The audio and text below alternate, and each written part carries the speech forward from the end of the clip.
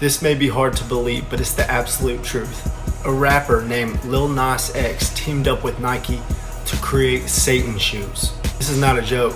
These Air Max 97 have bronze pentagrams on the laces. They also put a Bible scripture on there that states, "Then I saw Satan fall like lightning from heaven."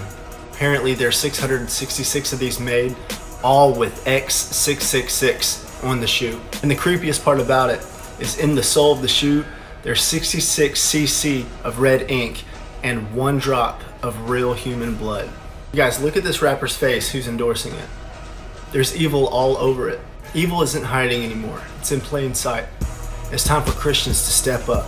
I will never support Nike again. Now share this to somebody who needs to know the truth. السلام عليكم ورحمة الله وبركاته. وسلامتين دمانتنا انت يوتيوب كي كجرتو كل جينا وسلامتين كسر بهذا يوتيوب كي channel كي ان هداتكو عزبتين فضلا سبسكرايب كتابتا بيلكنا تابتا سيدا يدون كسو دعو وحيالان سوقلي وحيالان سوقلين دون نبو.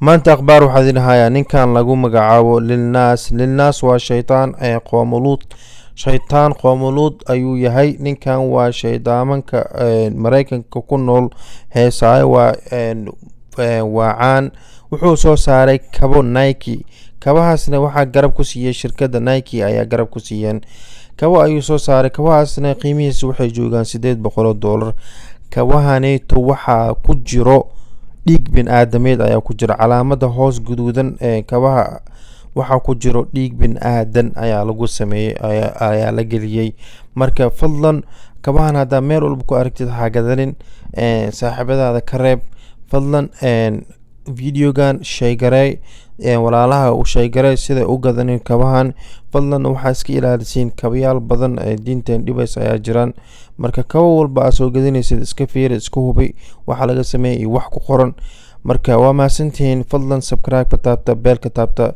sida idinku soo dhaw waxyaalaan soo gelin doono share garay walaalaha ku sheegaray waa maasantiin dhamaanteena.